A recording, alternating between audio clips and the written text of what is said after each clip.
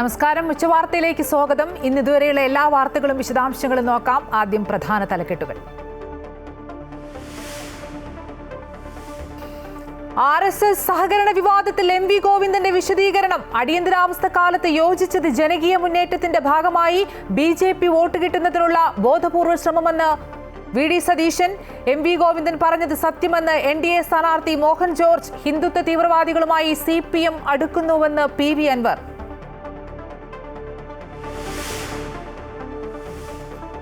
എൽസാ-3 കപ്പൽ അപകടത്തിൽ നടപടിയുമായി ഹൈക്കോടതി. വിഴിഞ്ഞത്ത് നങ്കൂരമിട്ട MSCയുടെ പോളോ 2 കപ്പൽ കൂടി തടഞ്ഞുവെച്ചു. ചരക്കുടമയുടെ ഹർജിയിൽ 73.5 ലക്ഷം രൂപ കെട്ടിവെക്കണമെന്ന് ഹൈക്കോടതിയുടെ ഇടക്കാല ഉത്തരവ്. ആശാപ്രവർത്തകരുടെ സമരയാത്ര മഹാറാലിയോടെ തിരുവനന്തപുരത്ത് ഇന്ന് അവസാനിക്കും. VD സതീശൻ ഉദ്ഘാടനം ചെയ്തു. ആശാസമരം സുവർണ ലിപികളിൽ അടയാളപ്പെടുത്തുമെന്ന് VD സതീശൻ. ആശമാർക്ക് നിർബന്ധിത പരിശീലനം പ്രഖ്യാപിച്ച സർക്കാർ.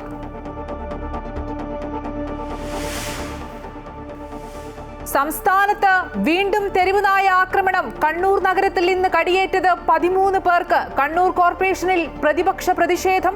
ആലപ്പുഴ പുറക്കാട് കാൽനടയാത്രക്കാരനെ ആക്രമിച്ച തെരുവുനായ 15ഓളം നായ്ക്കളെ കടിച്ചു. കടിച്ച നായ മരിച്ചതോടെ പ്രദേശം ആശങ്കയിൽ.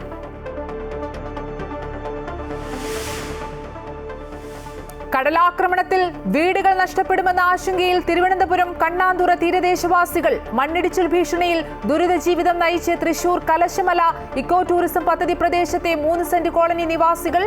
മാറി താമസിക്കാൻ ആവശ്യപ്പെട്ട് പഞ്ചായത്ത് പ്രദേശത്ത് ബോർഡ് സ്ഥാപിച്ചത് യാതൊരു ചർച്ചയും നടത്താതെയെന്ന് വിമർശനം.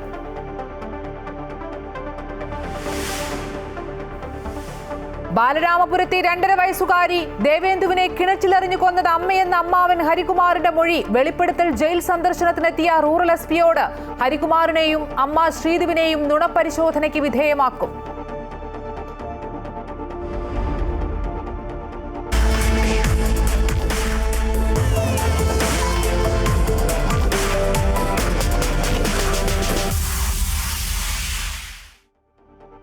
അടിയന്തരാവസ്ഥ കാലത്തെ RSS സഹകരണം സംബന്ധിച്ച് CPM സംസ്ഥാന സെക്രട്ടറി MV ഗോവിന്ദന്റെ പരാമർശം വിവാദമാകുന്നു. ജമാഅത്തെ ഇസ്ലാമിയുമായുള്ള UDFന്റെ സഹകരണം ചർച്ചയായി നിലനിൽക്കെയാണ് CPM സംസ്ഥാന സെക്രട്ടറി RSS സഹകരണത്തിൽ പ്രതികരിച്ചത്. അതുകൊണ്ട് തന്നെ വിഷയം ചർച്ചയാവുകയാണ്. കോൺഗ്രസ് വിരുദ്ധതയുടെ ഭാഗമായി ഇഷ്ടമുള്ള സമയത്ത് 67-ലും 75-ലും 89-ലും ഇപ്പോഴും CPM BJPയുമായും RSSുമായും കൂട്ടുകൂടുക. ഈ പറയുന്ന ഹിന്ദുത്വ തീവ്രവാദവുമായി CPM ലീഡർഷിപ്പ് അടുക്കുന്നതിൻ്റെ ഒരുപാട് തെളിവുകൾ നമ്മൾ ഇവിടെ പറഞ്ഞിട്ടുള്ളതാണ്. അതിൻ്റെ ഏറ്റവും അവസാനത്തെ തെളിവാണ് ഇന്നലെ ഗോവിന്ദമാഷ വായിന്ന് വന്നത്. തെരഞ്ഞെടുപ്പ് പ്രചരണവുമായി ബന്ധപ്പെട്ടുകൊണ്ട് BJPയുമായി അവിടെ ഒരു കൂട്ട് കച്ചവടം നടത്തിയിട്ടുണ്ട് എന്നുള്ളതാണ് യാഥാർത്ഥ്യം. അടിയന്തരാവസ്ഥ കഴിഞ്ഞിട്ട് എത്രയോ കാലം കഴിഞ്ഞു, കാലങ്ങൾ എത്രയോ മാറി, സാഹചര്യങ്ങൾ മാറി. അപ്പം അത് കഴിഞ്ഞിട്ട് കോൺഗ്രസുമായിട്ട് അവർ സഹകരിച്ചില്ലേ? അപ്പോൾ എന്താ പറയാൻ പറ്റത്തില്ല. ജനതാ പാർട്ടിയുമായി ഞങ്ങൾ സഹകരിച്ചിട്ടുണ്ട്. അത് ഭാരതീയ ജനതാ പാർട്ടി അല്ല, അല്ലെങ്കിൽ RSS അല്ല. RSSുമായി ഒരു തരത്തിലുമുള്ള നീക്കുപോക്കോ ബന്ധമോ ചരിത്രത്തിൽ എവിടെയും CPIMനില്ല, ഇടതുപക്ഷത്തിനുമില്ല. RSSന്റെ വോട്ട് നിലമ്പൂരിൽ ലഭിക്കാൻ വേണ്ടിയുള്ള ഒരു കള്ളക്കളിയാണ് MV ഗോവിന്ദൻ മാസ്റ്റർ നടത്തിയത്. വിവാദങ്ങൾക്കിടെ മറുപടിയുമായി MV ഗോവിന്ദൻ ഇന്ന് വീണ്ടും രംഗത്തെത്തി. തന്റെ പ്രസ്താവന വളച്ചൊടിച്ചു. RSSുമായി ഒരു കാലത്തും കൂട്ടുകെട്ടില്ലെന്നും അദ്ദേഹം പറഞ്ഞു. ചരിത്രത്തെ ചരിത്രമായി കാണാതെ വിവാദമാക്കുകയാണെന്നും MV ഗോവിന്ദൻ വ്യക്തമാക്കി. ഒരു ബന്ധവും രാഷ്ട്രീയമായിട്ട് CPMനില്ല. അന്നുമില്ല, ഇന്നുമില്ല, ഇനി നാളെയില്ല. അന്നുമില്ല, ഇന്നുമില്ല, നാളെയില്ല. 50 കൊല്ലം മുമ്പ് നടന്ന ഒരു സംഭവം സംബന്ധിച്ചിടത്ത് ഇപ്പം വിവാദമാവേണ്ട എന്ത് പ്രശ്നങ്ങൾ? നിങ്ങൾ ജമാഅത്തെ ഇസ്ലാമിക്കെതിരായി നിലമ്പൂർ നിയോജക മണ്ഡലത്തിലും കേരളത്തിലും ഞങ്ങൾ ഉയർത്തിയിട്ടുള്ള രാഷ്ട്രീയ നിലപാടിന് മറുപടി പറയാൻ കഴിയാതെ UDFനെ സഹായിക്കാൻ ഒരു നിലപാട് സ്വീകരിച്ചു എന്ന് മാത്രമേ പറയാൻ സാധിക്കുള്ളൂ. ജമാഅത്തെ ഇസ്ലാമിന് അനുകൂലമായിട്ട് അത്രയേ ഉള്ളൂ കാര്യം. അതാണ് ഞാൻ നേരത്തെ വിശദീകരിച്ചത്. വാശിയേറിയ പ്രചാരണങ്ങൾക്കൊടുവിൽ നിലമ്പൂർ നിയമസഭാ ഉപതെരഞ്ഞെടുപ്പ് നാളെ. പോളിംഗ് സാമഗ്രികൾ വിതരണം ചെയ്തു. 2,32,000 വോട്ടർമാരാണ് മണ്ഡലത്തിലുള്ളത്. 263 പോളിംഗ് സ്റ്റേഷനുകളും സജ്ജമാക്കിയിട്ടുണ്ട്. കനത്ത സുരക്ഷയാണ് മണ്ഡലത്തിൽ ഉടനീളം ഒരുക്കിയിട്ടുള്ളത്.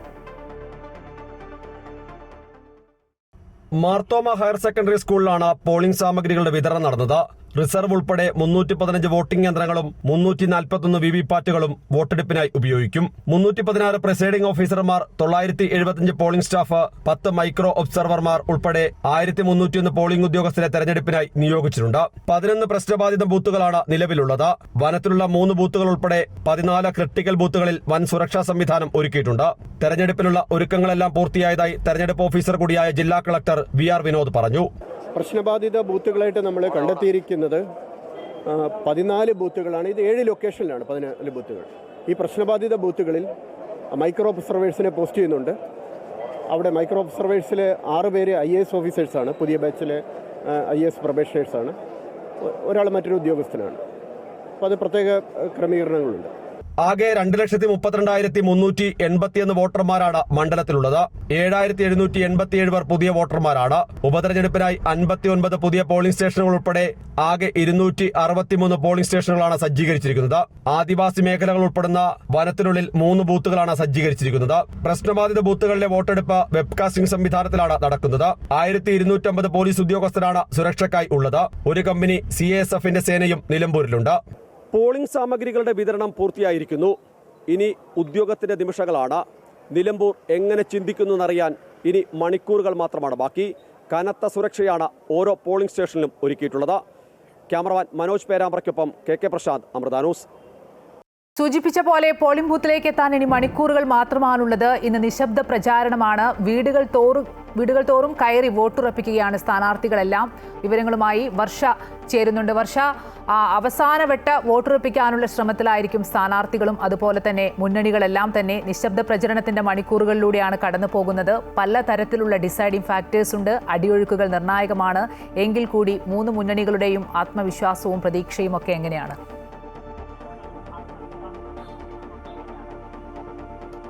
അതെ, തീർച്ചയായും മുന്നണികളെല്ലാം വലിയ ആത്മവിശ്വാസത്തിലാണ്. അതോടൊപ്പം സ്വതന്ത്ര സ്ഥാനാർത്ഥിയായിട്ടുള്ള PV അൻവറിനും ആത്മവിശ്വാസത്തിന് ഒട്ടും കുറവില്ല. ഇന്ന് പ്രതികരിച്ചപ്പോഴും അദ്ദേഹം 75,000 വോട്ടുകളും തന്നെയാണ് പറഞ്ഞിട്ടുള്ളത്. 21 ദിവസത്തെ പരസ്യ പ്രചരണത്തിനൊടുവിൽ ഇന്നിപ്പോൾ നിശബ്ദ പ്രചരണമാണ് നടക്കുന്നത്. രാവിലെ തന്നെ 3 മുന്നണികളുടെയും സ്ഥാനാർത്ഥികൾ നിശബ്ദ പ്രചരണത്തിനായി ഇറങ്ങിയിരുന്നു. NDA സ്ഥാനാർത്ഥി മോഹൻ ജോർജ്, അതേപോലെ LDF സ്ഥാനാർത്ഥി M സ്വരാജ്, UDF സ്ഥാനാർത്ഥി ആര്യടൻ ഷൗക്കത്ത് തുടങ്ങിയവരെല്ലാം രാവിലെ തന്നെ പ്രചരണത്തിനിറങ്ങി. രാവിലെ 7:30 മുണ്ടേരി ഫാമിലായിരുന്നു ആര്യാടൻ ഷൗക്കത്തിന്റെ പ്രചരണം ആരംഭിച്ചത്. ശേഷം കോടതിയിൽ ഉൾപ്പെടെ ഇപ്പോൾ അദ്ദേഹം നിശബ്ദ പ്രചരണത്തിനായി എത്തിയിട്ടുണ്ട്. അതേപോലെ LDF സ്ഥാനാർത്ഥി M സ്വരാജ് രാവിലെ നിലമ്പൂർ ടൗണിലാണ് ആദ്യമായി പ്രചരണത്തിനെത്തിയത്. NDA സ്ഥാനാർത്ഥിയായിട്ടുള്ള മോഹൻ ജോർജ് അത് രാവിലെ തന്നെ ചന്തക്കുന്നിലെ തെരഞ്ഞെടുപ്പ് ഓഫീസിൽ എത്തിയിരുന്നു. ശേഷം അവിടെ നിന്നാണ് മറ്റിടങ്ങളിലേക്കെല്ലാം പോയത്. എന്നാൽ രാവിലെ 11 മണിക്ക് ശേഷമാണ് PV അൻവർ വീടിന് പുറത്തേക്ക് പോലും ഇറങ്ങിയത് എന്നുള്ളതാണ് ഏറ്റവും പ്രധാനപ്പെട്ട കാര്യം. അദ്ദേഹം ഇന്നലെ കൊട്ടിക്കലാശത്തിന് സ്വീകരിച്ച അതേ നിലപാടാണ് ഇന്ന് നിശബ്ദ പ്രചരണത്തിനും സ്വീകരിച്ചിട്ടുള്ളത്. അദ്ദേഹം പറഞ്ഞ പ്രധാനപ്പെട്ട കാര്യം, തനിക്ക് പുറത്തിറങ്ങി ഇതുപോലെ പ്രചരണം നടത്തേണ്ടതില്ല, തന്റെ കൂടെ ആളുകളുണ്ട്, താൻ ഫോണിലൂടെ ബന്ധപ്പെടുന്നുണ്ട് തുടങ്ങിയ കാര്യങ്ങളാണ് PV അൻവർ പ്രതികരിച്ചത്. എന്തായാലും സ്ഥാനാർത്ഥികളെല്ലാം വലിയ പ്രതീക്ഷയിലാണ്. തങ്ങൾ വികസനമാണ്, അതേപോലെ ജനങ്ങളുടെ പ്രശ്നങ്ങളാണ് മുന്നോട്ട് വെച്ചത് എന്നുള്ള കാര്യമാണ് സ്ഥാനാർത്ഥികളെല്ലാം പറയുന്നത്. അപ്പോഴും രാഷ്ട്രീയ ചർച്ചകളല്ലേ അല്ലെങ്കിൽ രാഷ്ട്രീയ പ്രതിവാദങ്ങളല്ലേ നിലമ്പൂർ നടന്നത് എന്നുള്ള ചോദ്യമാണ് ജനങ്ങളിൽ നിന്നും പ്രധാനമായും മുന്നോട്ട് വരുന്നത്. എന്തായാലും സ്ഥാനാർത്ഥികളെല്ലാം വലിയ ആത്മവിശ്വാസത്തിലാണ്. തങ്ങൾ ജയിക്കും അല്ലെങ്കിൽ ഭൂരിപക്ഷം വർദ്ധിക്കുമെന്നുള്ള വിശ്വാസത്തിലാണ് സ്ഥാനാർത്ഥികളെല്ലാം ഉള്ളത്. എന്തായാലും ഇനി ഒരു ദിവസം മാത്രം ബാക്കി നിൽക്കെ പരമാവധി വീടുകളിലേക്ക് കയറി ചെല്ലാൻ അല്ലെങ്കിൽ പരമാവധി ആളുകളിലേക്ക് എത്തിപ്പെടാനാണ് സ്ഥാനാർത്ഥികൾ ശ്രമിക്കുന്നത്. ശരി, നിലമ്പൂരിൽ നിശബ്ദ പ്രചരണത്തിലൂടെ കടന്നു പോകുമ്പോൾ മുന്നണികളും സ്ഥാനാർത്ഥികളും എല്ലാം തന്നെ അവസാന നിമിഷവും വലിയ ആത്മവിശ്വാസമാണ് പ്രകടിപ്പിക്കുന്നത്. വിശദാംശങ്ങൾ നൽകുകയായിരുന്നു വർഷ ഗിരീഷ്. ആര്യാടൻ ഷൗക്കത്ത് പിണറായിയുടെ ഒളിഞ്ഞ വക്താവാണെന്ന PV അൻവറിന്റെ പ്രതികരണത്തിന് മറുപടിയില്ലെന്ന് ആര്യാടൻ ഷൗക്കത്ത്. വ്യക്തിപരമായുള്ള പ്രതികരണത്തിനില്ല. നിലമ്പൂരിൽ UDF വലിയ ഭൂരിപക്ഷത്തിൽ വിജയിക്കുമെന്നും അദ്ദേഹം അമൃത വാർത്തകളോട് പറഞ്ഞു. ഇല്ല, ഞാൻ അത്തരം വ്യക്തിപരമായ പരാമർശങ്ങൾക്ക് ഞാനിതുവരെ ഒന്നും അദ്ദേഹം പലതും പറഞ്ഞിട്ടുണ്ട്. കാരണം വ്യക്തിപരമായ പരാമർശങ്ങൾക്കൊന്നും ഞാനില്ല എന്നെ സംബന്ധിച്ചിടത്തോളം. ആശാപ്രവർത്തകരുടെ സമരയാത്ര മഹാറാലിയോടെ തിരുവനന്തപുരത്ത് ഇന്ന് അവസാനിക്കും. ഐക്യജനാധിപത്യ മുന്നണി അധികാരത്തിൽ വരുമ്പോൾ ആശമാർക്ക് ആദ്യത്തെ ക്യാബിനറ്റിൽ ഓണറേറിയം വർദ്ധിപ്പിച്ച് ഉത്തരവിറക്കുമെന്ന് സമരയാത്ര ഉദ്ഘാടനം ചെയ്ത് VD സതീശൻ പറഞ്ഞു. ആശാപ്രവർത്തകർക്ക് നിർബന്ധിത പരിശീലനം പ്രഖ്യാപിച്ചിരിക്കുകയാണ് സർക്കാർ. VD സതീശന്റെ വാക്കുകളിലേക്ക്. ഈ സമരത്തിന്റെ ഏറ്റവും വലിയ പ്രത്യേകത എന്ന് ഞാൻ കരുതുന്നു. ഞാനിന്നലെയാണ് വിശദമായി പറയുന്നത്. മനോഹരമായൊരു നാടകത്തിലൂടെ, ഒരു ഗാനത്തിലൂടെ ആശമാരുടെ സമരത്തിന്റെ സാരാംശം ഇവിടെ അറിയിച്ചു കഴിഞ്ഞു. ഞങ്ങൾ കേരളത്തിന്റെ നിയമസഭയിൽ നിരവധി ദിവസക്കാലം, ഒരു ദിവസമല്ല നിരവധി ദിവസക്കാലം നിയമസഭ സമ്മേളിച്ച എല്ലാ ദിവസവും ഈ വിഷയങ്ങളെല്ലാം ഞങ്ങൾ ഉയർത്തിക്കൊണ്ടുണ്ട്. നിങ്ങൾ അനുഭവിക്കുന്ന, നിങ്ങൾ ചെയ്യുന്ന പ്രവർത്തികൾ. കൂടുതൽ വിവരങ്ങളുമായി ദേവിക ചന്ദ്രൻ ചേരുന്നുണ്ട്. ദേവിക, 129 ദിവസത്തെ പ്രതിഷേധ സമരം കാസർഗോഡ് നിന്ന് തിരുവനന്തപുരത്തേക്കുള്ള മഹാറാലിക്കാണിന്ന് സമാപനമാകുന്നത്. തുടർ നടപടികൾ എന്തൊക്കെയായിരിക്കും ആശമാറിന് സ്വീകരിക്കുക? അതുമായി ബന്ധപ്പെട്ട വിവരങ്ങളൊക്കെ എങ്ങനെയാണ്? ഒപ്പം തന്നെ ഇന്ന് സമരപരിപാടി, ഈ മഹാറാലി നടക്കുന്ന ദിവസം തന്നെ സർക്കാർ നിർബന്ധിത പരിശീലനം പ്രഖ്യാപിച്ചതും ശ്രദ്ധേയമായ കാര്യമാണല്ലോ.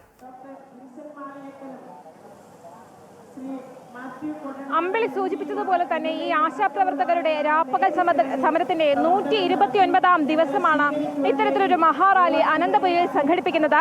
അനന്തപുരിയാകെ ഈ ആശാപ്രവർത്തകരുടെ പ്രതിഷേധ ചൂടാണ് അനുഭവപ്പെടുന്നതെന്ന് വേണം നമുക്ക് മനസ്സിലാക്കാൻ. ആയിരക്കണക്കിന് ആശാപ്രവർത്തകരാണ് ഇത്തരത്തിൽ NHM ഒരു അടിയന്തര പരിശീലന പരിപാടി ഇന്ന് വിളിച്ചിട്ട് കൂടി അതെല്ലാം തൃണവൽക്കരിച്ചുകൊണ്ട് ഇത്തരത്തിൽ ഈ അനന്തപുരിയിൽ ഒത്തുകൂടിയിട്ടുള്ളത്. അടിസ്ഥാന ആവശ്യങ്ങൾ ഉന്നയിച്ചുകൊണ്ടാണ് ആശാപ്രവർത്തകർ ഫെബ്രുവരി 10-ന് സെക്രട്ടേറിയറ്റ് പടിക്കൽ സമരം ആരംഭിച്ചത്. ഓണറേറിയം വർദ്ധിപ്പിക്കുക, വിരമിക്കൽ ആനുകൂല്യങ്ങൾ നൽകുക എന്നിങ്ങനെയുള്ള ആവശ്യങ്ങളാണ് ഇവർ ഉന്നയിച്ചത്. 3 വട്ടം ആരോഗ്യമന്ത്രിയുമായിട്ടും 1 വട്ടം തൊഴിൽ വകുപ്പ് മന്ത്രിയുമായിട്ടും ഇവർ ചർച്ച നടത്തിയിരുന്നു. എന്നാൽ ആ ചർച്ചയൊന്നും ഫലം കാണാത്ത സാഹചര്യത്തിലാണ് പല ഘട്ടങ്ങളിലും വളരെ വലിയ കടുത്ത സമരമുറകളിലേക്ക് ഇവർ കടന്നത്. മുടിമുറിച്ചൊക്കെ ആശാ സഹോദരിമാർ സമരം ചെയ്തത് സാംസ്കാരിക കേരളം കണ്ടതാണ്. വിവിധ തരത്തിലുള്ള, വിവിധ തലങ്ങളിലുള്ള സാമൂഹിക സാംസ്കാരിക പ്രവർത്തകർ ഇത്തരത്തിൽ ഈ സെക്രട്ടേറിയറ്റിന് മുന്നിലെ സമരവേദിയിലെത്തി ഇവർക്ക് ഐക്യദാർഢ്യം പ്രഖ്യാപിച്ചിരുന്നു. ഇപ്പോൾ വി ഡി സതീശനാണ് ഇന്ന് ഈ സെക്രട്ടേറിയറ്റിന് മുന്നിൽ നടന്ന മഹാറാലി ഉദ്ഘാടനം ചെയ്തത്. വി ഡി സതീശൻ, മാത്യു കുഴൽനാടൻ ഉൾപ്പെടെയുള്ള അനവധിയായിട്ടുള്ള പ്രമുഖർ ഇത്തരത്തിൽ ഇവർക്ക് ഐക്യദാർഢ്യം പ്രഖ്യാപിച്ച് ഇന്ന് വേദിയിലെത്തി. ഇപ്പോൾ കേരള ആശാ ഹെൽത്ത് വർക്കേഴ്സ് അസോസിയേഷന്റെ സംസ്ഥാന ജനറൽ സെക്രട്ടറി MA ബിന്ദുവാണ് സംസാരിക്കുന്നത്. ഈ MA ബിന്ദുവിന്റെ നേതൃത്വത്തിലാണ് കാസർഗോഡ് മുതൽ തിരുവനന്തപുരം വരെ 4200 കിലോമീറ്റർ നീളത്തിൽ ഇത്തരത്തിൽ ഇവർ ദൂരം താണ്ടി ഇത്തരത്തിലൊരു സമരയാത്ര സംഘടിപ്പിച്ചത്. ഇന്ന് സമരവേദിയിൽ ഇവർ ആശാഭരിതം എന്ന തെരുവ് നാടകം അവതരിപ്പിച്ചിരുന്നു. കോവിഡ് കാലത്തെ ഈ ആശാപ്രവർത്തകരുടെ പ്രവർത്തനങ്ങൾ എടുത്തു കാണിക്കുന്ന, മനസാക്ഷിയെ പിടിച്ചുലയ്ക്കുന്ന രീതിയിലുള്ള തെരുവ് നാടകമാണ് ഇവർ അവതരിപ്പിച്ചത്. ഓണറേറിയം വർദ്ധിപ്പിക്കുക എന്നുള്ള ആവശ്യം തന്നെയാണ് ആവശ്യമെങ്കിലും അംഗീകരിക്കണമെന്ന് തന്നെയാണ് ഇവർ പറയുന്നത്. ഈ വി ഡി സതീശൻ കുറച്ചു മുൻപ് പറഞ്ഞത് ഐക്യ ജനാധിപത്യ മുന്നണി അധികാരത്തിൽ വരികയാണെങ്കിൽ ആദ്യ ക്യാബിനറ്റിൽ തന്നെ ഇത്തരത്തിൽ ഇവരുടെ ഓണറേറിയം വർദ്ധിപ്പിക്കുമെന്നാണ് പ്രതിപക്ഷ നേതാവ് വി ഡി സതീശൻ ഈ മഹാറാലിയെ അഭിസംബോധന ചെയ്ത് സംസാരിച്ചത്. സ്ത്രീകളുടെ നേതൃത്വത്തിൽ നടന്ന ഏറ്റവും വലിയ സമരയാത്ര സമര ചരിത്രത്തിൽ ഇടം പിടിക്കുമെന്നത് തീർച്ച. ആശാപ്രവർത്തകരുടെ സമരയാത്ര മഹാറാലിയോടെ തിരുവനന്തപുരത്ത് അവസാനിക്കുകയാണ്. വിശദാംശങ്ങൾ നൽകുകയായിരുന്നു ദേവിക ചന്ദ്രൻ. മറ്റു വാർത്തകളിലേക്ക് വന്നാൽ എൽസാ-3 കപ്പൽ അപകടത്തിൽ നടപടിയുമായി ഹൈക്കോടതി. വിഴിഞ്ഞത്ത് നങ്കൂരമിട്ട MSCയുടെ പോളോ 2 കപ്പൽ കൂടി തടഞ്ഞുവെച്ചു. ചരക്കുടമയുടെ ഹർജിയിൽ 73.5 ലക്ഷം രൂപ കെട്ടിവെക്കണമെന്ന് ഹൈക്കോടതിയുടെ ഇടക്കാല ഉത്തരവ് വന്നു. വിവരങ്ങളുമായി കൊച്ചിയിൽ നിന്നും അഡ്വക്കേറ്റ് രാജേഷ് ചേരുന്നു. രാജേഷ്, ഈ കപ്പൽ അപകടത്തിൽ ഉടൻ തന്നെ എന്ത് നടപടി സ്വീകരിക്കണമെന്നാണ് ഹൈക്കോടതി ആവശ്യപ്പെട്ടിട്ടുള്ളത്? അസംബ്ലി പ്രധാനമായും ഈ കപ്പലിൽ ചരക്കയച്ച ആളുകൾ നൽകുന്ന നഷ്ടപരിഹാര ഹർജിയിലാണ് ഹൈക്കോടതി ഇത്തരത്തിലുള്ള തുക കെട്ടിവയ്ക്കുവാൻ, അതായത് ഇവർക്ക് നഷ്ടപരിഹാരം ലഭിക്കുമെന്നുള്ള ഉറപ്പുവരുത്തുവാൻ വേണ്ടി കപ്പൽ തടഞ്ഞുവെക്കാൻ ഉത്തരവിടുന്നത്. അതല്ലാതെ ഈ കമ്പനിയിൽ നിന്നും നഷ്ടപരിഹാരം ഈടാക്കണം എന്ന് ഉറപ്പുവരുത്തുവാൻ യാതൊരു മാർഗവുമില്ല. അതുകൊണ്ട് തന്നെ നേരത്തെ തന്നെ ഹൈക്കോടതി ഇതിനു മുൻപും ഇതുപോലുള്ള ഒരു ഹർജിയിൽ ഒരു കപ്പൽ തടഞ്ഞു വെച്ചിരുന്നു. അതിന് ഹൈക്കോടതി ആവശ്യപ്പെട്ട തുക കെട്ടിവെച്ചുകൊണ്ട് അവർ കപ്പൽ റിലീസ് ചെയ്യുകയായിരുന്നു. അതുപോലെ തന്നെ മറ്റൊരു ഹർജിയിലാണ് ഇപ്പോൾ ഈ ചരക്ക് അയച്ചവരുടെ ചരക്ക് നഷ്ടപ്പെട്ടതിന് നഷ്ടപരിഹാരം നൽകണം. കാരണം ഇൻഷുറൻസ് കമ്പനിയെ അല്ലെങ്കിൽ കപ്പൽ കമ്പനിയോ നഷ്ടപരിഹാരം നൽകണം. ഈ നഷ്ടപരിഹാരം നൽകുവാൻ 73.5 ലക്ഷം രൂപയും പലിശയും കെട്ടിവെക്കുവാനാണ് ഇപ്പോൾ ഹൈക്കോടതി ഉത്തരവ്. ഈ തുക കെട്ടിവെക്കുന്നത് വരെ MSC പോളോ 2 എന്ന കപ്പൽ തടഞ്ഞു വെക്കുവാനാണ് കോടതി നിർദ്ദേശം. ശരി, എൽസാ-3 കപ്പൽ അപകടത്തിൽ നടപടി ആവശ്യപ്പെട്ട് ഹൈക്കോടതി. കൊച്ചിയിൽ നിന്ന് വിശദാംശങ്ങൾ നൽകുകയായിരുന്നു അഡ്വക്കേറ്റ് രാജേഷ്. സംസ്ഥാനത്ത് വീണ്ടും തെരുവുനായ ആക്രമണം. കണ്ണൂർ നഗരത്തിൽ 13 പേർക്ക് നായയുടെ കടിയേറ്റു. ഇന്നലെ 56 പേരെ തെരുവുനായ കടിച്ചിരുന്നു. ജില്ലാ പഞ്ചായത്തിന്റെ നേതൃത്വത്തിൽ നഗരത്തിലെ നായ്ക്കളെ പിടികൂടുന്നു. കാൽനട യാത്രക്കാരനെ കടിച്ച് തെരുവുനായ മറ്റ് 15ഓളം നായ്ക്കളെ കടിച്ചു. കടിച്ച നായ മരിച്ചതോടെ നാട് ആശങ്കയിലാണ്. ആലപ്പുഴ പുറക്കാട് കിഴക്ക് തൈച്ചിറയിലാണ് സംഭവം. ഗോപി എന്നയാൾക്കാണ് നായയുടെ കടിയേറ്റത്. സമീപത്തുള്ള ഒരു വീട്ടിലെ ചടങ്ങിൽ പങ്കെടുത്ത് മടങ്ങിയ ഇദ്ദേഹത്തെ റോഡിൽ വെച്ചാണ് തെരുവുനായ ആക്രമിച്ചത്. ഇതിനുശേഷം ഈ നായ സമീപത്തെ പുരയിടത്തിലുണ്ടായിരുന്ന 15ഓളം നായ്ക്കളെയും കടിച്ചതായി നാട്ടുകാർ പറഞ്ഞു. പിന്നീട് 2 മണിക്കൂറിന് ശേഷം ഈ നായയെ ചത്ത നിലയിൽ കണ്ടെത്തുകയായിരുന്നു. ഈ നായയുടെ കടിയേറ്റ മറ്റ് തെരുവുനായ്ക്കൾ അവശനിലയിലാണ്. ഈ നായ്ക്കൾക്കും പേവിഷബാധയേറ്റതായാണ് സംശയം. ഇതോടെയാണ് നാട്ടുകാർ ആശങ്കയിലായത്. ദിവസവും 100 കണക്കിന് പേർ സഞ്ചരിക്കുന്ന റോഡിനരികിലാണ് ഈ തെരുവ് നായ്ക്കൾ വിഹരിക്കുന്നത്. ഇവയെ പഞ്ചായത്ത് ഇടപെട്ട് അടിയന്തരമായി കൊല്ലണമെന്നാണ് നാട്ടുകാരുടെ ആവശ്യം. നായയുടെ കടിയേറ്റ ഗോപിയെ പിന്നീട് ആലപ്പുഴ മെഡിക്കൽ കോളേജ് ആശുപത്രിയിൽ പ്രവേശിപ്പിച്ചു. ബാലരാമപുരത്തെ 2.5 വയസ്സുകാരി ദേവേന്ദുവിന്റെ മരണം കൊലപാതകമെന്ന് കണ്ടെത്തി. കുട്ടിയെ കിണറ്റിലെറിഞ്ഞു കൊന്നത് അമ്മയായ ശ്രീതുവാണെന്ന് ഹരികുമാർ പോലീസിന് മൊഴി നൽകി. ജയിൽ സന്ദർശനത്തിനെത്തിയ റൂറൽ എസ്പിക്കാണ് മൊഴി നൽകിയത്. മൊഴിമാറ്റം നടന്ന സാഹചര്യത്തിൽ കുറ്റപത്രം നുണപരിശോധന നടത്തിയതിനു ശേഷം മാത്രം സമർപ്പിക്കാനാണ് തീരുമാനം. കേസിൽ പ്രതിയായ അമ്മാവൻ ഹരികുമാറിന്റെയും അമ്മയുടെയും നുണപരിശോധന നടത്തും.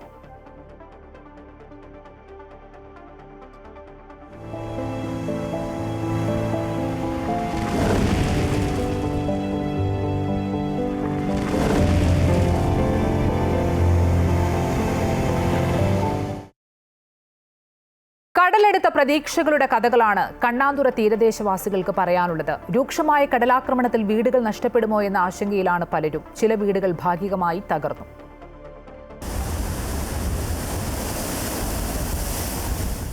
ഓരോ കടൽക്ഷോഭവും തീരദേശവാസികളുടെ ജീവിതം പതിറ്റാണ്ടുകൾ പിന്നോട്ട് തള്ളുകയാണ് ചെയ്യുന്നത്. കണ്ണാന്തുറയിലുള്ള തീരദേശവാസികൾക്കും പറയാനുള്ളത് വേദനിപ്പിക്കുന്ന കുറെ കഥകളാണ്. സംസ്ഥാനത്ത് കടലാക്രമണം രൂക്ഷമാണ്. കടൽക്ഷോഭം രൂക്ഷമായിട്ടും വേണ്ട നടപടികൾ അധികാരികൾ സ്വീകരിക്കാതിരുന്നത് കണ്ണാന്തുറ, കൊച്ചുപള്ളി, പടിഞ്ഞാറെ തീരദേശവാസികളുടെ ജീവിതം ദുരിതത്തിലാക്കി. അപ്പോൾ നമുക്ക് നമ്മുടെ മക്കളെ വേണം. ഇവിടെയുള്ള ജനങ്ങൾ ഇപ്പോൾ അമ്മച്ചിമാർ പറയുന്ന കണക്ക് നമ്മുടെ മക്കൾക്ക് വേണ്ടിയും ഈ രോഗികൾക്ക് വേണ്ടിയും ഞങ്ങൾ ക്ലേയിനെ പോലെ ഞങ്ങളുടെ അഭിപ്രായത്തിന് ഞങ്ങൾ കല്ലെടുക്കുന്നതാണ്. കല്ലടുക്കി കഴിഞ്ഞാൽ ഞങ്ങളുടെ മക്കൾക്കും ഞങ്ങൾക്ക് ഇവിടെ ഉള്ളവർക്കും രോഗികൾക്ക് സേഫ്റ്റി ഇതാണ്. ആദ്യം ഞങ്ങൾക്ക് ഇപ്പൊ സുരക്ഷിതമായിട്ട് ക്ലേ അടിച്ച് തന്നിട്ട് ഞങ്ങൾക്ക് കല്ലടിക്ക് തന്നേ പറ്റൂ. ഞങ്ങൾക്ക് ഈ എൻഡ് തൊട്ട് അങ്ങറ്റ എൻഡ് വരെ ഞങ്ങൾക്ക് കല്ലടിക്കേ പറ്റൂ. മൊത്തം ഞങ്ങൾക്ക് കല്ലെടുക്കണം. ഞങ്ങൾക്ക് കമ്പോലക്കാരെ കാര്യം നോക്കി ഇരുന്നിട്ട് കാര്യമില്ല. ഞങ്ങളെ കുട്ടികളെ വാരിയെടുത്തോണ്ട് ഓടാൻ പറ്റൂലമ്മ. ജൂൺ ജൂലൈ മാസങ്ങളിൽ കടൽക്ഷോഭം രൂക്ഷമാകാറുണ്ട്. കർക്കിടകം തുടങ്ങുന്നതിന് മുൻപെങ്കിലും കല്ലിട്ട് സുരക്ഷ ഉറപ്പാക്കണമെന്ന ആവശ്യമാണ് ഇവർ ഉന്നയിക്കുന്നത്. ജൂൺ ജൂലൈ ആഗസ്റ്റിലാണ് ഈ കടലേറ്റം വരുന്നത്. ഇവർ ഏപ്രിൽ മാർച്ചിലൊക്കെ ഇവർ എന്തെങ്കിലും ഉപകരണം ഞങ്ങൾക്ക് ചെയ്ത് തരേണ്ട അവസ്ഥയാണ്. അവരത് ചെയ്യുന്നില്ല. ഈ സമയത്ത് വന്ന് അവർക്കൊന്നും ചെയ്യാനും പറ്റൂല. അപ്പം ഞങ്ങളുടെ ഭവനങ്ങൾ നഷ്ടപ്പെട്ട് പോട്ടെ എന്നാണ് ഈ ഗവൺമെൻറ് വിചാരിക്കുന്നത്. അപ്പോഴേ ഇവർ ഈ കടലേറ്റ സമയത്ത് വന്നിട്ട് ഇവർക്കൊന്നും ചെയ്യാൻ പറ്റത്തില്ല. അതിന് മുമ്പ് ചെയ്യേണ്ടതാണ്. ക്ലേ നിറച്ച ചാക്കുകൾ നിരത്തിയാണ് ഇപ്പോൾ സുരക്ഷ ഒരുക്കിയിട്ടുള്ളത്. ഇവർക്ക് ചെയ്യാമെങ്കിൽ കഴിഞ്ഞ മാസമേ ചെയ്യാമായിരുന്നു. 2 മാസം നമ്മൾ അങ്ങ് വിട്ട് 1 മാസത്തിനാകുമ്പോൾ ഇവർ ഇത് ചെയ്യാമായിരുന്നു. അത് ചെയ്തില്ല. പക്ഷെ ഇപ്പോഴും ചെയ്യാമെന്ന് പറഞ്ഞാൽ എത്ര ഇതുകൊണ്ട് ഇവിടെ അടിക്കാലും കല്ലല്ലാതെ എത്ര ക്ലേ കൊണ്ട് ഇവിടെ നിറച്ചാലും അതങ്ങ് അലിഞ്ഞു പോവുകയേ ചെയ്യത്തുള്ളൂ. ചെളി ക്ലേ എന്ന് പറയുന്നത്, ചെളി എന്ന് പറഞ്ഞാൽ അത് നമ്മളിപ്പോൾ കൊണ്ടിടുന്നത് നമ്മളിപ്പോഴത്തെ ഒരു ആവശ്യത്തിന് വേണ്ടിയാണ്. അത് വന്നിട്ട് കടലിങ്ങനെ കയറി വരുമ്പോൾ കട്ട അലിഞ്ഞു പോകണില്ല. ചെളി അലിഞ്ഞു പോകുന്നതൊക്കെ അത് അലിഞ്ഞു പോകും. ഒന്ന്. രണ്ടാമത്തെ കാര്യം, ഇത് വന്നിട്ട് ചാക്കിൽ അടിച്ച വലിയ തിര വരുമ്പോൾ എന്തൊരു വലിയ ചാക്കാണ് അത് ഒഴുകി പോണത്. വരും ദിവസങ്ങളിലും മഴ കനക്കും. ഇവർക്ക് പുനരധിവാസം ഒരുക്കേണ്ടത് അത്യാവശ്യമാണ്. ശക്തമായ തിരമാലകൾ തീരം താണ്ടി എത്തിയതോടെ ഒട്ടും സുരക്ഷിതമല്ലാത്ത സാഹചര്യത്തിലാണ് തീരദേശവാസികൾ ജീവിക്കുന്നത്. ദുരിതക്കയത്തിലാണ് തീരദേശവാസികളെന്ന് പറയാതെ വയ്യ. സുരക്ഷിതമായി ഉറങ്ങാൻ ഒരവസരം ഒരുക്കി കൊടുക്കണം, ഇടമൊരുക്കി കൊടുക്കണം എന്ന് തന്നെയാണ് ഇവർ ആവശ്യപ്പെടുന്നത്. ക്യാമറമാൻ സുനിലിനൊപ്പം ദേവിക ചന്ദ്രൻ, അമൃത ന്യൂസ്, തിരുവനന്തപുരം. മണ്ണിടിച്ചിൽ ഭീഷണിയിൽ ദുരിത ജീവിതം നയിക്കുകയാണ് തൃശൂർ കലശമല ഇക്കോ ടൂറിസം പദ്ധതി പ്രദേശത്തെ 3 സെന്റ് കോളനി നിവാസികൾ. മാറി താമസിക്കാൻ ആവശ്യപ്പെട്ട് പഞ്ചായത്ത് പ്രദേശത്ത് ബോർഡ് സ്ഥാപിച്ചു. യാതൊരു ചർച്ചയും നടത്താതെയാണ് ബോർഡ് സ്ഥാപിച്ചതെന്ന് പ്രദേശവാസികൾ പറയുന്നു. വീടും സ്ഥലവും ഉപേക്ഷിച്ച് തങ്ങൾ എങ്ങോട്ട് പോകുമെന്ന് നാട്ടുകാർ ചോദിക്കുന്നു. കലശമല ഇക്കോ ടൂറിസം പദ്ധതിയുടെ തൊട്ടടുത്തുള്ള 1-ാം വാർഡിലാണ് മണ്ണിടിച്ചിൽ ഭീഷണിയുള്ളത്. വർഷങ്ങളായി പരാതി നൽകിയിട്ടും മണ്ണിടിച്ചിൽ പ്രതിരോധിക്കാൻ യാതൊന്നും ചെയ്യാത്ത പഞ്ചായത്ത് ഇന്നലെ പരിസരവാസികളെ പോലും അറിയിക്കാതെ ബോർഡ് സ്ഥാപിക്കുകയായിരുന്നുവെന്നാണ് പ്രദേശവാസികളുടെ പരാതി. ജനങ്ങളോട് മാറി താമസിക്കാൻ ആവശ്യപ്പെട്ട ബോർഡ് സ്ഥാപിക്കും മുൻപ് യാതൊരു ചർച്ചയും നടത്തിയിട്ടില്ലെന്ന് പരിസരവാസികൾ ആരോപിക്കുന്നു. 20ഓളം കുടുംബങ്ങളിലായി 120-ലധികം മനുഷ്യർ താമസിക്കുന്ന സ്ഥലമാണിത്. വീടും സ്ഥലവും ഉപേക്ഷിച്ച് തങ്ങൾ എങ്ങോട്ട് പോകുമെന്നാണ് ജനങ്ങൾ ചോദിക്കുന്നത്. ഇപ്പം നിങ്ങളോട് മാറി താമസിക്കാനെന്ന് പറഞ്ഞാൽ നിങ്ങൾ എവിടേക്ക് പോവുക? ഇതിനൊരു എവിടേക്കായാലും പോവാ, അവരൊരു വഴി പറഞ്ഞാലില്ല. അവർ ബോർഡും വെച്ച് പോയിട്ട് കാര്യമുണ്ടാ? ഇത് പലവട്ടം ഞങ്ങൾ പഞ്ചായത്തിൽ പറഞ്ഞിട്ട് അതിൻ്റെ പരാതികൾ കൊടുത്ത് പല ആൾക്കാർ വരികയൊക്കെ ചെയ്തു. ഇന്ന് വരെ അതിന് പ്രതികരണമോ കാര്യങ്ങളും ഉണ്ടായിട്ടില്ല. ഇപ്പോൾ അത് സുപ്രഭാതത്തിൽ ഒരു ബോർഡ് വെച്ചിട്ട് ഞങ്ങളോട് ഒഴിഞ്ഞു പോയി. നിങ്ങൾ എവിടേക്ക് പോവും? ഏത് വഴിക്ക് പോകും? ഞങ്ങൾക്ക് സ്ഥലം മേടിച്ചിട്ട് ഞങ്ങൾക്ക് വീട് പണിതുണ്ടെങ്കിൽ ഞങ്ങൾ പോവും. അല്ലാണ്ട് നിങ്ങൾ എന്ത് ചെയ്യും? കളക്ടറുടെ ഉത്തരവ് പ്രകാരമാണ് നിലവിൽ പഞ്ചായത്ത് സെക്രട്ടറി ബോർഡ് സ്ഥാപിച്ചത്. ജിയോളജി വകുപ്പ് നടത്തിയ പരിശോധനയിൽ അപകടാവസ്ഥ കണ്ടെത്തിയിരുന്നു. എന്നാൽ ഭീഷണി ഉയർത്തി നിൽക്കുന്ന പാറയും മണ്ണും ടൂറിസം വകുപ്പിന്റെ അധീനതയിലാണ്. സംരക്ഷിത മേഖലയായതിനാൽ മണ്ണെടുത്തു മാറ്റുന്നതിന് തടസ്സങ്ങളുണ്ടെന്നാണ് ടൂറിസം വകുപ്പ് അറിയിച്ചത്. പഞ്ചായത്ത് മണ്ണെടുത്തു മാറ്റാനുള്ള ചെലവ് വഹിക്കാൻ തയ്യാറാണെന്ന് അറിയിച്ചിട്ടും കലശമല ഇക്കോ ടൂറിസം മേഖലയിലെ സംരക്ഷിത ഭൂമിയായതിനാൽ മണ്ണും പാറയും നീക്കാൻ നിയമപരമായ തടസ്സമുണ്ടെന്നാണ് വാർഡ് മെമ്പർ പറയുന്നത്. എന്നാൽ ഭീഷണി അകറ്റി പ്രദേശത്തു തന്നെ താമസിക്കാനുള്ള സൗകര്യം ചെയ്തു തരണമെന്നാണ് നാട്ടുകാരുടെ ആവശ്യം. അമൃത ന്യൂസ്, തൃശൂർ.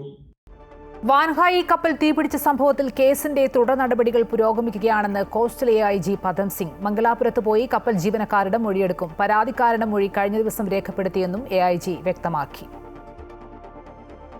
അതെ, ആസ് പെർ അവർ ഇൻഫർമേഷൻ ഇവർ അവിടെ മംഗലാപുരം തന്നെ കുറച്ച് ക്രൂ ആണ് അവിടെ MMDയുടെ ഇൻവെസ്റ്റിഗേഷൻ നടത്തിക്കൊണ്ടിരിക്കുകയാണ്. നമ്മൾ അവിടെ പോയിട്ട് കുറച്ച് മൊഴി എടുക്കാം. ഫസ്റ്റ് കേസിൻ്റെ already investigation MMD DG shipping നടത്തിക്കൊണ്ടിരിക്കുകയാണ്. അവർക്ക് അറിയാം ഇവർ എവിടെയാണ്. സോ നമ്മൾ ഓൾറെഡി സ്റ്റേറ്റ്മെൻറ്റ് എടുത്തുകൊണ്ടിരിക്കുകയാണ്. അവരിവിടെ ഇന്ത്യയിൽ തന്നെ ഉണ്ട്. മൊഴി എടുത്തുകൊണ്ടിരിക്കുകയാണ്. ഇത് procedure going on. If something else is found out, we can take the another mori. അത് ഇത് പ്രൊസീജിയറാണ്. നമ്മുടെ ക്രൂവിൻ്റെ സ്റ്റേറ്റ്മെൻറ്റ് എടുത്തുകൊണ്ടിരിക്കുകയാണ്. പിന്നെ ബാക്കിയുള്ള ഏജൻസികളുടെ ഇൻവോൾവ് ആയിട്ടുള്ള ഓഫീസർമാരുടെ റെസ്ക്യൂ ഓപ്പറേഷനിൽ ബന്ധപ്പെട്ട ഓഫീസർമാരുടെ എല്ലാവരുടെ സ്റ്റേറ്റ്മെൻറ്റ് എടുക്കും. തൃശൂർ ചേലക്കര കളപ്പാറ വാരിയത്തുകുന്ന് പ്രദേശത്ത് കാട്ടുചോലയിലെ വെള്ളത്തിൽ പത രൂപപ്പെട്ടു. വാരിയത്തുകുന്ന് പ്രദേശത്തേക്ക് കാട്ടുചോലകളിൽ നിന്നുമെത്തുന്ന വെള്ളത്തിലാണ് കഴിഞ്ഞ ദിവസം വലിയ പദമല രൂപപ്പെട്ടത്. സംഭവത്തിൽ പ്രദേശവാസികൾക്ക് കൗതുകവും ഒപ്പം ആശങ്കയുമുണ്ട്. പദമല രൂപപ്പെട്ടത് ആരോഗ്യ വിഭാഗത്തെ അറിയിച്ചിട്ടുണ്ടെന്നും ആശങ്കപ്പെടേണ്ട സാഹചര്യമില്ലെന്നും പഞ്ചായത്ത് അംഗം അറിയിച്ചു.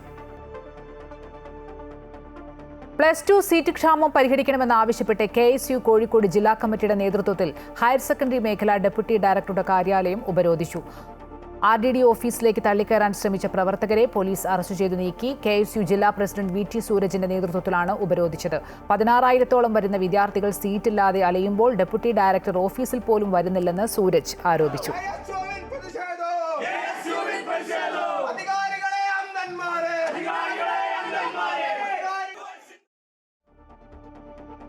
Kozhikode saint Joseph boys higher secondary സ്കൂളിൽ MSF പ്രതിഷേധം. ഷഹബാസ് വധക്കേസ് പ്രതിക്ക് സീറ്റ് നൽകിയതിൽ പ്രതിഷേധിച്ചാണ് സമരം. പ്രിൻസിപ്പൽ ഓഫീസ് ഉപരോധിച്ച MSF പ്രവർത്തകരെ പോലീസ് അറസ്റ്റ് ചെയ്തു നീക്കി. ഷഹബാസ് വധക്കേസിൽ ഉൾപ്പെട്ട ഒരു വിദ്യാർത്ഥിക്കാണ് സെന്റ് ജോസഫ് സ്കൂളിൽ +1 സീറ്റ് ലഭിച്ചത്.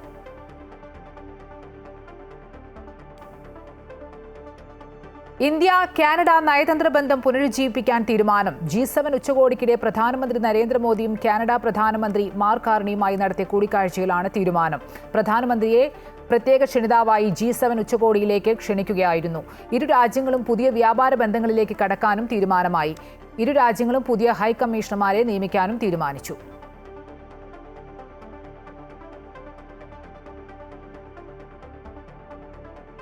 ഇതോടെ ഉച്ചവാർത്ത പൂർണ്ണമാകുന്നു. കൂടുതൽ വാർത്തകൾക്കും വിശദാംശങ്ങൾക്കും അമൃത ന്യൂസ് യൂട്യൂബ് കാണുക.